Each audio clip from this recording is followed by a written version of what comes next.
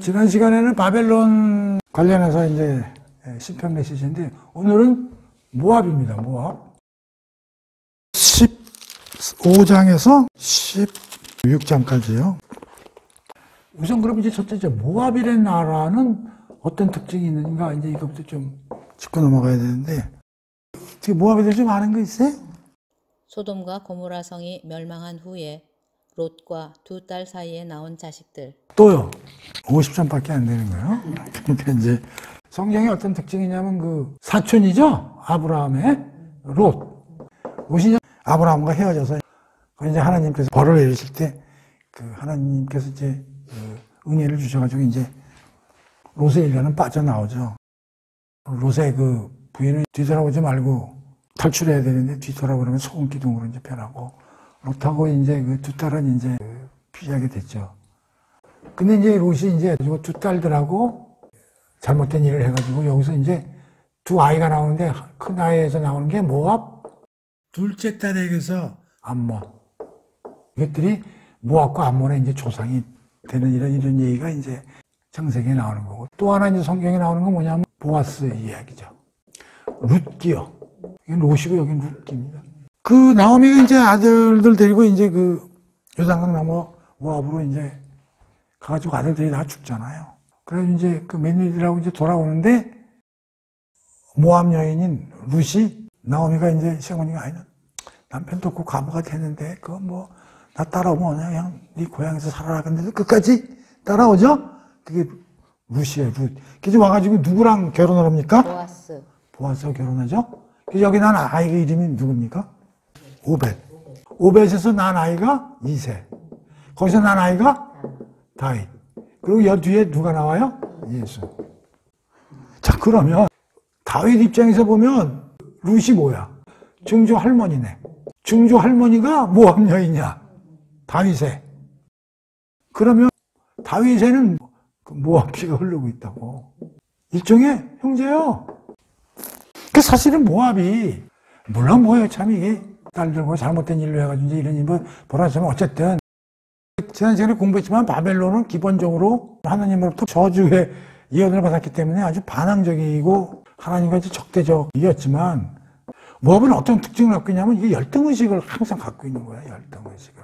어디에 비해서? 남유다에 비해서. 자기네들이 이런 역사적인 게 있으니까 항상 뭐 사생아적인 어떤. 그래가지고 모압이 이스라엘하고 잘 지내요. 잘 지내는데 언제부터 이제 문제가 생기냐면, 애굽에서 이제 나와가지고 광야에 있을 땐 크게 문제가 없어요. 근데 광야에서 이제 어디로 가야 됩니까? 가나안으로 들어가려면 어느 지역을 들어가냐면 모압을 거쳐서 가야 돼. 이게 요단강이거든요.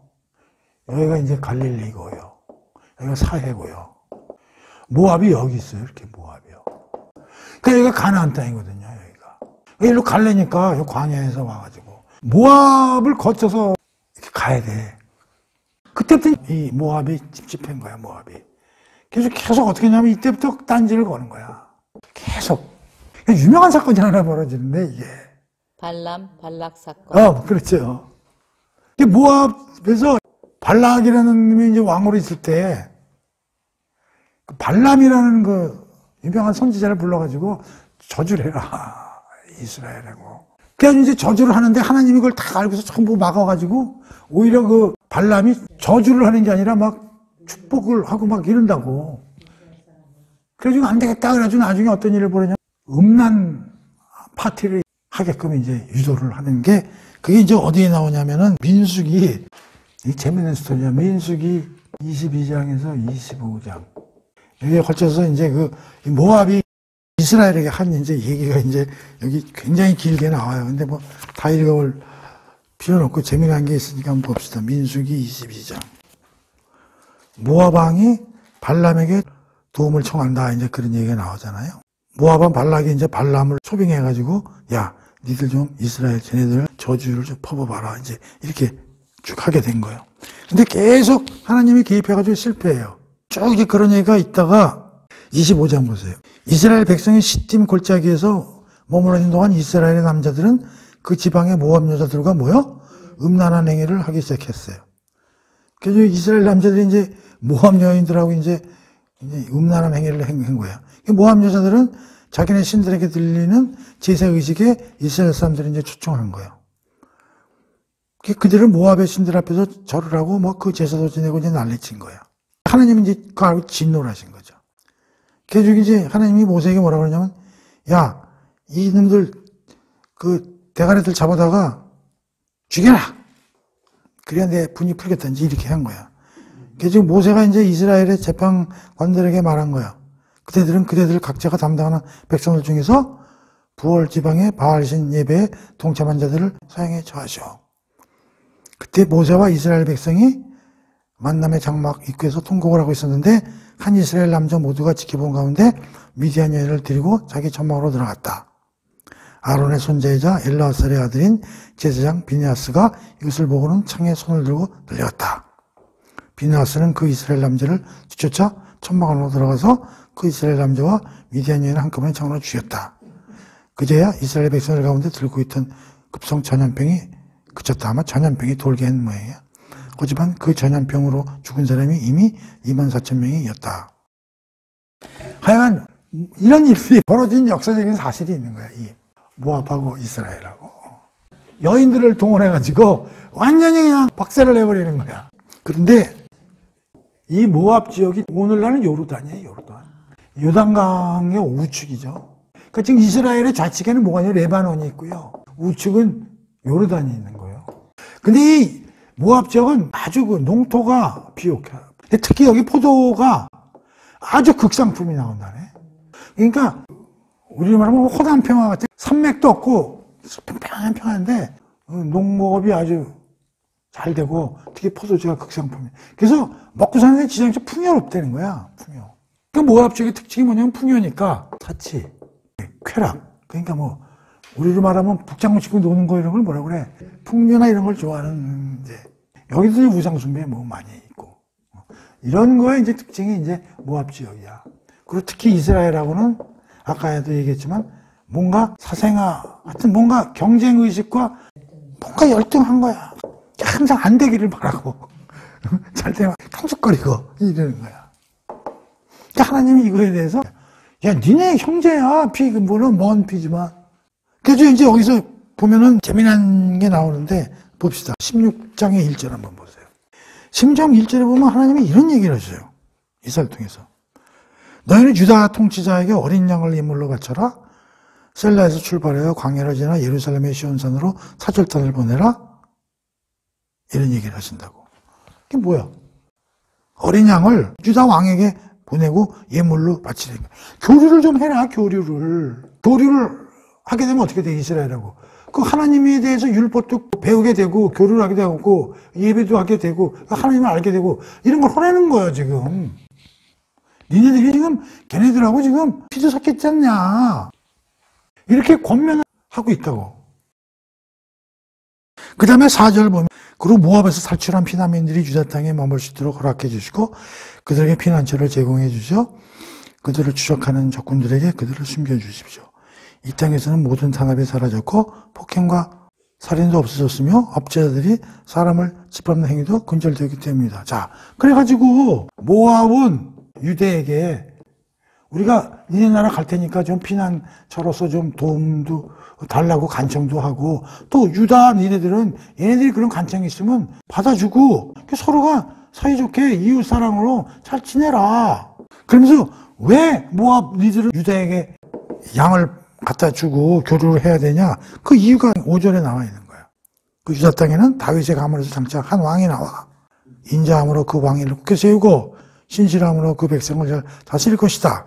그는 언제나 충실하게 판결을 내려 그 땅은 말이야 앞으로 엄청난 하나님의 은혜의 땅이 돼. 메시아가 나와가지고 유다는 앞으로 정의와 공의로 다스려지는 땅이 되니까 니들 교류를 많이 해라. 그런데 이제 역사적으로 보면은 이 모압은 이렇게 딴지를 놓지만 다윗 왕하고 솔로몬 왕 때 그 모압은 다 이스라엘의 이제 부속 국가가 돼요. 워낙 다윗하고 솔로몬이 워낙 강력하게 이제 정치를 잘하니까 솔로몬 이후에 남쪽하고 북쪽이 어떻게 돼요? 갈리잖아요. 남북이 갈리면서 이 모압은 이 북쪽에 이제 관리를 받게 되는 거예요. 통일됐을 때는 솔로몬하고 이제 다윗 때는 모압 그쪽에 조공도 바치고 있다가 이제 북쪽으로 이제 나뉘면서 이쪽이 됐는데 이쪽이 지금 하나님 신앙의 개판이거든. 이 북쪽이. 원래 성전은 남쪽에 있는데 성전이 없으니까 지네들이 성전을 만들어 놓고 우리가 요한복음 4장 사마리아 여인에서 배웠지만 이쪽에서 지내는 하나님의 제사니 예배는 전부 오리지널한 게 아니라 불완전한 걸로 지내고 그런 거다. 그런 걸 이제 누가 본 거야? 모압이 이제 그때는 북쪽하고 관련이 많으니까 그러니까 이제 하나님에 대해서 뭔가 잘못된 인식을 갖게 되고 이제 이렇게 되는 거야. 그러다 이제 북쪽이 어떻게 됐어? 망했어. 그러다 보니까 어떻게 되냐면 이게 이제 독립이 됐네, 독립이.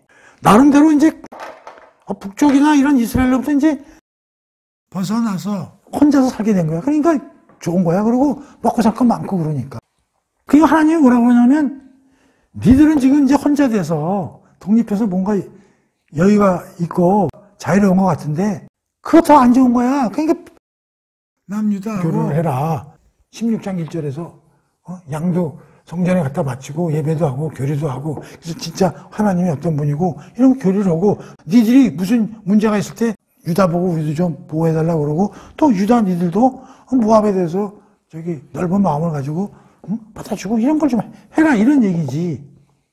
근데 왜 그러냐면 5절에서 유다 땅에는 다윗 왕 후손인 메시아를 통해서 하나님의 은총이 내려질 그런 것이기 때문에 니들이 혼자서 지금으로 말하면 무신론으로 있지 말고 그리고 또 다른 나라도 아니고 피도 섞였고 그런데 그렇게 얘기를 해서 뭐라고 그러냐면 자 6절 보세요. 16장 6절이요. 그러나 모압이 어떻게 됐어요? 건방지게 구는지 그렇죠? 그래서 15장 1절에 보면 어떻게 돼요? 모압에 관한 경고라. 하룻밤에 모압 알이 망하여 황폐할 것이며 하룻밤에 모압 기르가 망하여 황폐할 것이며. 그러니까 하나님은 모압을 굉장히 사랑하시고 유다하고 참 뭐가 교통을 맺게 해주시고 뭐 그렇게 하라고 메시지를 주고 안 해? 모압이. 왜냐면 다윗한테도 조공 바치고 앉아 있었고 북이스라엘한테도 그 집적되고 이런 게 사라져서 이제 우리가 이제 마음 편히 쉬게 되는데 뭘 또 유다하고 또 가가지고 무슨 뭐 양을 바치고 그래요. 우리 지금 먹을 것도 많고 편안하게 놀면 되지. 이제 하나님 그렇게 이게 독립적으로 있다고 그래서 그 모든 게 해결되는 게 아니야. 지금으로 말하면 무신론으로 사는 게 좋은 게 아니야. 하나님을 알아야지. 그래가지고 어떻게 된다? 교만으로 또 혼자 날뛰는 거야. 그래도 하나님한테 박살나는 거지. 그래서 자 보세요. 무슨 얘기를 하냐면 귀절이 좀 왔다 갔다 하지만은 16장 2절에 뭐라고 돼 있어요?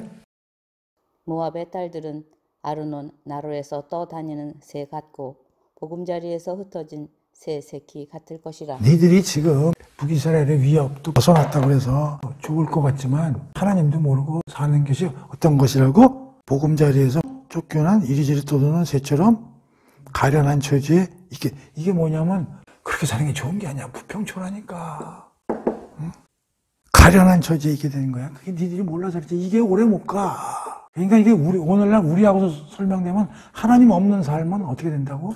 부평초라는 거예요. 부평초. 우리의 마음과 영혼에 하나님이 안 들어있으면 부평초. 보금자리도 없는 역시하게 떠도는 새처럼 이렇게 된다 이런 얘기야. 그래서 유다하고 친해지고 유다하고 친해지는 건 뭐야? 하나님하고 친해져야 된다. 근데 애들이 끝까지 거부하는 거예요. 거부해서 어떻게 돼요? 결국은 하나님한테 박살나는 거지. 결국 뭐라 그래요? 16장 14절에 보면 주께서 모압을 두고 말씀하신다. 머슴살이하는 머슴이 자신의 고용기한을 손꼽아 헤아리듯이 나도 3년의 시간을 정해두고 말한다. 3년 안에 니들은 망한다. 그러니까 3년 동안 빨리 내 말대로 해. 3년 지나면 진짜 니 박살난다. 그래서 진짜 3년 전에 어떻게 됐어요? 박살났어요. 그래서 모압은 이제 이게 2장에 걸쳐서 이야기가 있지만 이거 다 읽어봐야 그거 뭐 맨날 그 소리가 그 소리예요. 결국은 어떻게 된다? 근데 하나님이 그래도 뭔가 찬스를 주시잖아요. 그렇죠? 유대하고 잘 교제를 하고 거기서부터 하나님을 배우고 하나님을 의지해라. 그렇지 않으면 니들이 편안한 것 같아도 뭐요? 부평초다. 그 얘기요. 그리고 오늘날 우리에게 적용시키면 뭐예요? 하나님을 모르는 사람은 인생 자체가 부평초라는 거야. 방향이 없는 거야. 그래서 진득한 인생을 목표 있는 참 멋진 항해를 할 것이냐, 부평초 같은 인생을 살 것이냐, 네 선택해라. 그런 얘기죠. 그래서 모압은 그 정도 알면 되는 거예요. 공부할 건 그거예요. 자, 그 다음에 이제 17장 11장은 이제 어디에 대한 얘기가 나옵니까? 다메섹하고 에브라임이에요. 다메섹은 어디의 수도예요? 아람. 에브라임은 북쪽이죠? 다시 말하면 이 두 나라는 뭐예요? 연합국이잖아요. 아수르한테 대항하기 위해서 둘이서 손 잡았잖아요. 그래서 이게 연합국이기 때문에 한꺼번에 이제 하나님의 이제 메시지가 떨어지는데요. 여기서 이제 공부할 걸 한번 찾아본다면은 17장에서 한번 읽어봅시다. 17절 보면 다메섹에 관한 주님의 심판의 말씀이다. 뭐라? 이제 다메섹은 도성의 모습을 잃을 것이다. 폐허더미가 된다. 심판받을 거다. 그런 얘기죠. 쭉. 그 다음에 3절 에브라임에서는 또 에브라임이 나와요. 요새화된 성읍들이 사라지고 다메섹에는 왕권이 사라지며 아람의 남은 자들은 이스라엘 자손에게서 영광이 사라지듯 그렇게 수치를 당할 것이다. 이는 전능하신 만군의 주께서 하신 말씀이다. 다메섹과 에브라임 둘 다 영광을 잃고 성읍도 사라지고 폐허가 될 것이다. 그런 얘기죠. 그러면서 에브라임에 대한 또 심판 선보 쭉 얘기가 나와요. 근데 여기서 이제 그 10절 보세요. 10절에 보면 17장 10절이죠. 그건 무슨 말이냐면 너희 에브라임이 너희를 구원해 주신 하나님을 잊었기 때문이다. 바위 상성처럼 든든히 너희를 보호해 주시는 너희 하나님을 까맣게 잊고 너희가 이방신을 섬기기 위하여 가장 좋은 묘목들을 심어 아름다운 동산을 꾸미고 또한 거기에다 이방신들이 좋아하는 포도나무를 수입해서 심어 놓았다. 자, 지금 여기서 10절에서 뭐라고 지금 지적을 하시냐면 하나님을 마음속에 놓고 채우고 살아야 되는데 하나님을 버렸다는 거예요. 그러면서 뭘 했대요? 너희가 이 땅 신들을 섬기기 위하여 세상 속의 신들을 위하여 뭘 했다는 게 가장 좋은 묘목을 심어 동산을 꾸미고 또한 이방 신들이 좋아하는 포도나무를 심고 거기에 또 이걸 또 잘 또 관리도 하고 물도 주고 온갖 정성을 다하기로 했다. 그러니까 뭐냐면 지금 니네들이 하나님을 버리고 엉뚱한 지금 세상 속에 빠져가지고 니들 머릿속으로 세상적인 목적을 가지고 엄청나게 또 일은 열심히 했어요.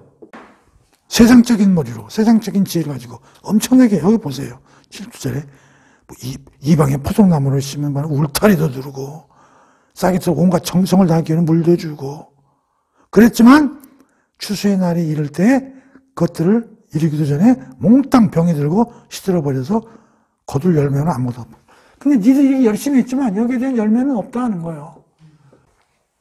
결국은 하나님을 버리고 세상 속에서 세상 지혜로 모든 걸 살면 열매가 하나도 안 나와. 이제 그런 얘기예요. 그러면서 자 봅시다. 7절, 8절이 또 재미나. 그날이 오면 사람들은 자기를 지으신 창조주를 다시 우러러보며 이스라엘의 거룩하신 분만을 보러볼 것이다. 자기들의 손으로 만든 우상의 제단들을 더 이상 섬기지 않고 자기들의 손가락으로 만든 아세라 여신상의 목상이나 태양 신상도 더 이상 쳐다보지 않을 것이다.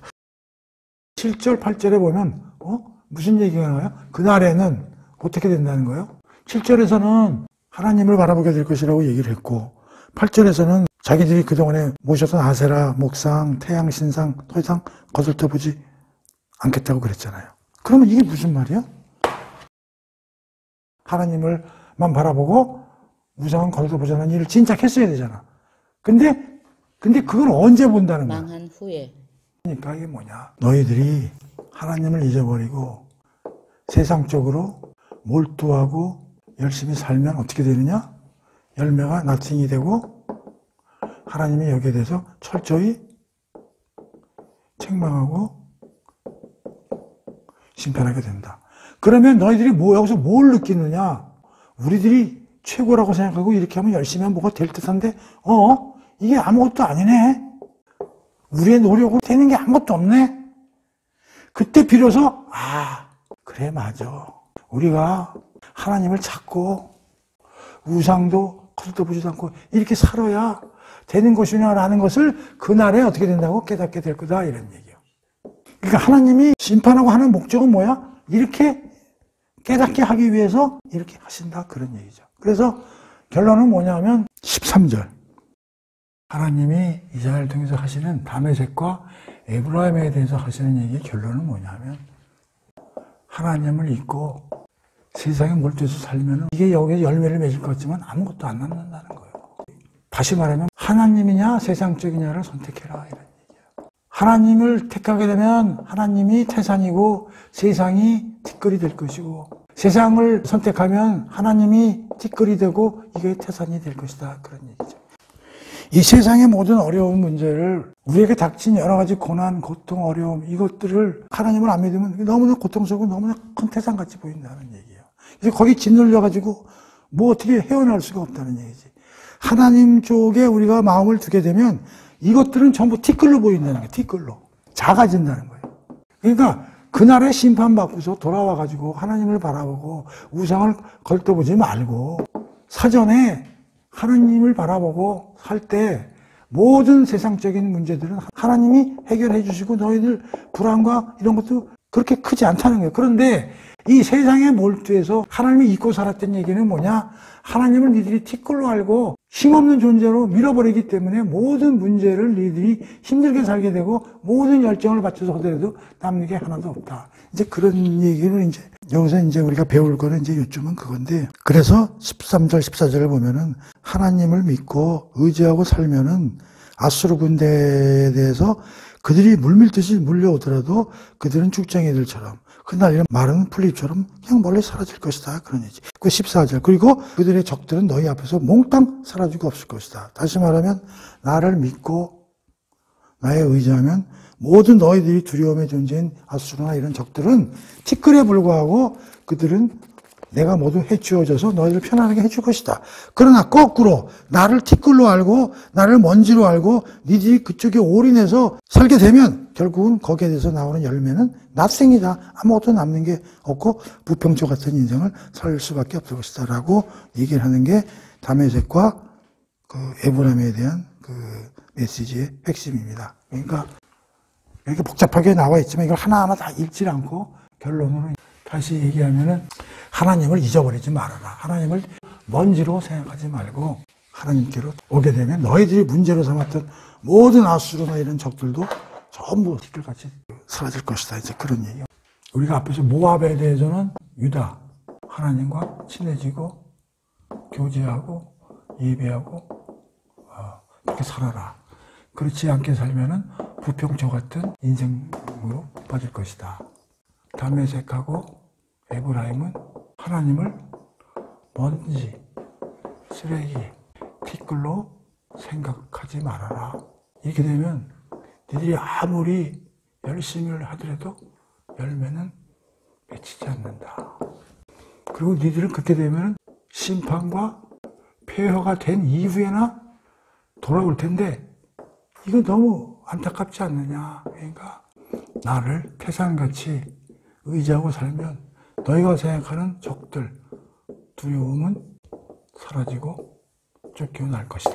그런 얘기가 이제 다메섹과 에브라임의 메시지를 통해서 우리에게 주는 메시지다. 그런 얘기요. 그 다음에 18장에 가면은 구스라는 나라, 아프리카를 구약에서는 애굽하고 구스 그냥 이렇게 나누면 돼요. 그러니까 애굽이 아닌 다른 여러 가지 그 연합국가, 어떤 이제 구스로 지금 이건 오늘날 에티오피아 뭐 이렇게들 얘기를 해요. 아프리카를 대표하는 애국과 구스라는 나라인데 그 구스라는 나라에 대해서 이제 성경에서는 어떻게 표현을 하고 있냐면 2절에 보면 너희 구스의 사절들아 돌아가라. 키가 크고 피부가, 그러니까 구스 사람들은 피가 크고 피부가 반들거리고 이제 그런 특징을 갖고 있는 모양이에요. 그런데 갈대배를 나일 강물 위에 띄우고 그 백길로 사절단을 멀리 보내는구나.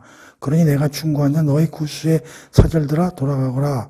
키가 크고 피부가 반들거리는 내 백성에게로 돌아가라. 멀고 가까운 나라들이 모두 두려워하는 내 백성에게로. 그러면서 사절단 얘기가 나오는데 아마 구스가 사절단을 꾸려가지고 남유다에 파견한 것 같아요. 사절단을 유다에 파견했다는 얘기는 뭔가 또 의미가 있겠죠. 그냥 보내지는 않았겠죠. 뭐 또 뭐 연합이나 뭐 이런 걸 하겠다고 보냈겠지. 누구에 또 아수르나 이런데 이제 공격에 대응하기 위해서 아마 구스가 그 사절단 이런 걸 보낸 것 같아. 그러니까 3절에서 뭐라고 그랬냐면은 세상 사람들아 모두 똑똑히 들어라. 온 땅에 사는 사람들아 산마다 깃발이 오르거든 주목해서 바라보아라. 나팔 소리가 듣거든 모두 귀를 기울여라. 야 모든 사람들아 자, 뭐 저 사절단 보내고 그러는데 자 잠잠히 하나님이 내가 하는 일을 살펴보아라. 그러면서 뭐라고 그러냐면 4절 주께서 말씀하신다. 내가 나의 처소에서 조용히 세상을 내려다볼 것이다. 여름날 한낮의 뙤약빛이 고요히 땅에 내리쬐듯 가을날 추수절에 어두운 밤에 이슬이 소리 없이 땅에 내려앉듯 내가 하늘에서 조용히 온 땅을 살펴볼 것이다. 자, 18절 4절 이게 엄청나게 또 중요한 말이 나오는데요. 지금 뭐라고 그래요? 하나님이 조용히 세상을 감찰하고 계시다. 야, 이제 이게 역대하에서 유명한 구절인데 역대하 16장 9절. 역대하 16장 9절에 보면 나는 이 구절을 굉장히 좋아하는데 자, 주께서는 온 세상을 두루 살피시어 오직 한 마음으로 주님만을 의지하는 자들에게 힘을 더해 주신다. 그런 얘기요. 그러니까 이걸 우리는 세상을 감찰하시는 하나님. 그러니까 하나님은 조용히. 근데 그 조용이란 말을 여기서 어떻게 표현하냐 하냐면은 한낮에 쬐는 햇볕, 또 무더운 밤에 운무 또는 이슬. 그러니까 한낮에 쫙 해가 찌는 것처럼 더운 무더위에 저녁에 싹 이슬이 내려가지고 모든 세상을 좀 이렇게 온도를 내리고. 그러니까 하나님이 조용히 계신 것 같으면서도 세상을 다 보고 계신다는 거예요. 감찰하고 계시다는 거예요. 그래서 3절에서 뭐라고 그러냐면 내가 하는 일을 세상 사람들 자세히 보아라. 그런데 1절하고 2절에서 지금 무슨 일이 벌어지고 있는 거예요? 구스가 지금 날세게 빠르게 뭔가 대책과 전략을 세우고 국제정세를 매일매일 파악해가지고 드디어 사절단을 어디다 보내요? 유다에게 보내는 거예요. 어떻게? 뭔가 동맹 같은 걸 맺어서 아수르나 이런 공격으로부터 방어가 돼서 자기네들 나라를 튼튼하게 하고 보호하기 위해서 지금 날쌔게 이런 전략도 세우고 그러고 있는 거예요. 그걸 보면서 하나님 뭐라고 하냐면 내가 다 보고 있다니까. 조용히 있는 것 같아요. 다 본다니까. 야, 이런다고 하면서 해결이 되냐? 이제 이런 얘기야. 그러면서 5절. 그러다가 추수하기 전 꽃이 떨어지고 신포도가 한창 연거로 갈 때 내가 낫을 들고 그 무성한 포도나무와 싱싱한 가지들이 모조리 베어내고 힘차게 뻗어나간 가지들을 몽땅 잘라버릴 것이다. 자, 니들 이게 대책이라고 세우고 있는 이거 내가 한 방에는 끝나. 이런 거 내가 다 보고 있다니까. 까불지 마라. 니들 머릿속으로 한다는 게 해결되는 게 아니야. 그런 얘기죠. 그런 후에 그 가지들을 버리면 그것들이 땅의 짐승들에게 좋은 먹잇감이 되도록 하겠다. 니들이 아무리 작전 세우고 그래봐야 한 방에 내가 치면 그냥 그대로 그냥 동물들 밥밖에 안 되는 거야. 무슨 말인 줄 알아? 그러면서 이제 7절부터 이제 대반전이 나옵니다. 자, 그때 전능하신 만군의 주께서 예물들이 바쳐질 것이다. 근데 예물들이 그때 어떻게 바쳐져? 니들이 다 박살나고 난 다음에 키가 크고 피부가 반들거리는 그 백성들이 이 구스 사람들의 특징이죠. 멀고 가까운 나라들이 모두 두려워하는 그 백성들이 힘이 너무 강해서 적을 짓밟는 그 백성들이 강줄기 여러 갈래로 나뉘어 흘러가는 나라의 백성들이 주님께 예물을 바칠 것이요. 정녕 그때에 그 백성들이 전능하신 만군의 주의 이름으로 모셔진 저소고 시온산에 예물을 들고 몰려올 것이다. 니들 아무리 까불고 그래봐야 다 폐허가 될 거야. 그리고 난 다음에 어떤 일이 벌어져? 이제 내가 메시아를 보내서 그 나라를 회복하고 그때 비로소 니들이 그 시온의 나라에 몰려가서 예물을 들고 하나님께 예배를 드려야 되겠다. 자, 역대하 32장 23절 한번 찾아보세요. 여러 사람이 예물을 가지고 예루살렘에 와서 여호와께 드리고 또 보물을 유다왕 히스기야에게 드린지라. 이후부터 히스기야가 모든 나라의 눈에 존귀하게 되었더라. 그러니까 지금 그 이스라엘 백성이 뭐라고 하냐면 야, 걔네들이 사절단 보낼 거거든. 그런데 걔들 굉장히 재빠르게 움직이는 애들이야. 전황에서 밟고. 그런데 그 사절단 그거 신경 쓰지 말고 돌려보내. 여기 뭐라 그랬지? 18장에 2절에 100km 사절단을 멀리 보내는구나. 근데 뭐라고 그래요? 속히? 돌아가거라. 그러니까 어차피 걔네들 내가 손 써서 다 끝난 애들인데 그 사절단 보내는 거 이런 거 눈길도 두지 마. 걔네들은 이게 대단한 전략 같은데 그거 신경 쓰지 말라는 거야. 그리고 걔네들은 마지막 날 그때 되면 다 망하고 메시아가 등장하고 하나님 나라가 이 나라에 오게 되면 예물 들고 어떻게 된다고? 쫓아올 거다. 그런 얘기야. 그래서 이걸 이제 신학자들이 이제 뭐라고 설명을 하냐면, 구수는 너무 약삭부르다는 거예요. 성급하게 반응한다는 거예요. 그래서 어떤 그 문제가 생기면 즉각 반응하지 말라는 거예요. 구수는 어떤 문제가 발생할 때 재빠르게 대처를 한다는 거예요. 사절단을 보내고. 근데 이거 다 효과 없다는 거예요. 중요한 건 뭐냐? 크리스찬은 이 문제가 생기면 이 안에다가 나와 문제 사이에 하나님을 개입시켜라는 거예요. 아, 이런 문제가 생겼네요. 그래서 문제를 인식하고 하나님께 이런 일이 생겼네요. 어떻게 할까요? 라고 상의를 하라는 얘기예요. 성경도 찾아보고 시간을 주고 그렇게 해서 모든 사건을 하나님의 사건으로 만들면 이 문제가 태산이 아니고 티끌로 바뀐다는 거예요. 그러고 나서 하나님이 여기에 대해서 적절히 어떤 대안을 가지고서도 대처를 하게 해주신다. 물론 내가 잘못한 문제를 완벽하게 되돌려서 할 수는 없지만 이렇게 하라는 얘기야. 그러니까 구스같이 그냥 지 머리로 그냥 순간적으로 이렇게 사절단 보내고 이런 짓 해봐야 결국 망하고 폐허되고 아무것도 안 남고 완전히 제로 된 상태에서 그때 깨닫고 아이고 이제 잘못됐구나. 내가 대응한 게 잘못됐구나. 그리고 이제 눈을 돌려서 하나님을 바라보고 찾는 이런 꼬라지가 된다는 거죠. 그러니까 이스라엘도 자꾸만 애들이 와서 사절단 보내고 뭐 그러는데 그런 거 현혹되지 말라는 거예요. 걔들은 자기 머리로 작전 세우는데 그거 하나도 유익되는 게 없다는 거예요. 하나님이 모든 걸 감찰하시고 있다는 거예요. 내가 다 보고 있다. 대책도 다 마련 중이다. 걱정 마라. 시간을 가져라. 나하고 상의하자. 그래야 답이 나온다. 그 얘기예요. 지금까지 나온 거 중에 모든 걸 다 보면 대처 방안이 다 비슷비슷해. 그러니까 니들 눈으로 자꾸만 세상을 들여다보려고 하지 나만 봐, 나만. 그러면 문제가 다 해결되네. 내가 다 보고 있다는 게 니들이 보지 마. 그러니까 이 문제를 니들 눈으로 자꾸만 보는 게 무서워. 무섭고 두렵고 겁나고 빨리 뭘 하지 않으면 죽을 것 같고.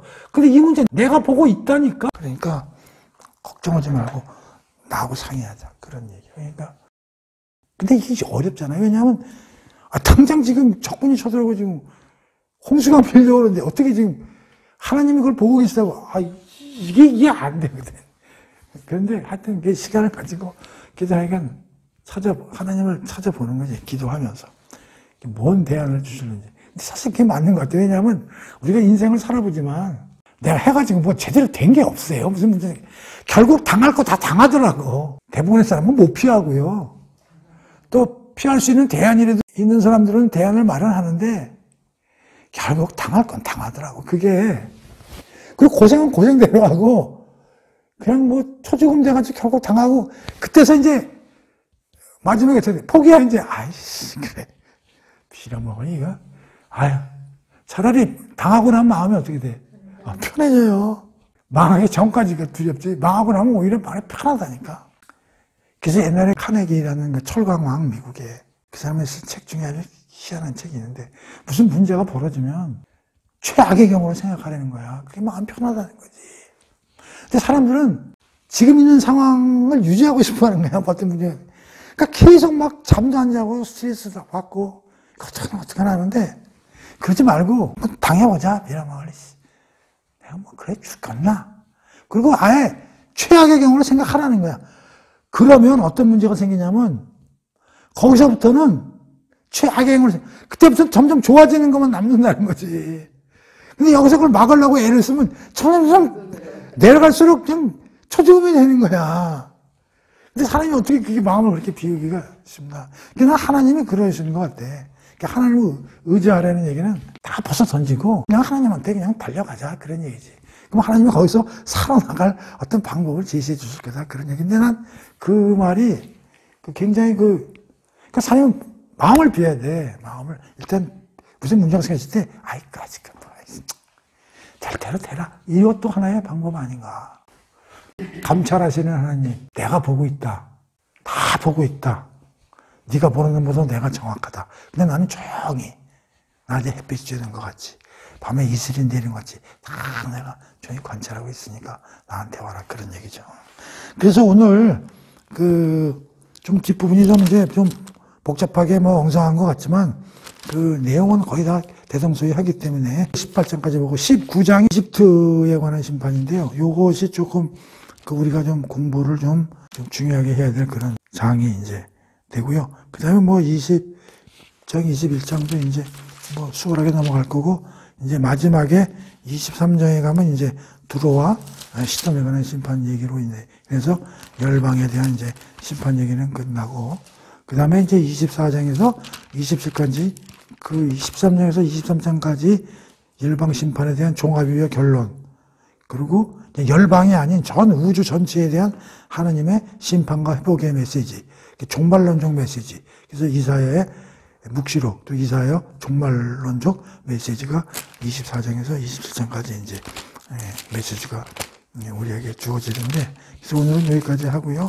다음 시간에 이집트에 관한 내용하고 나머지 열방에 대한 심판 메시지를 공부하도록 하겠습니다. 끝.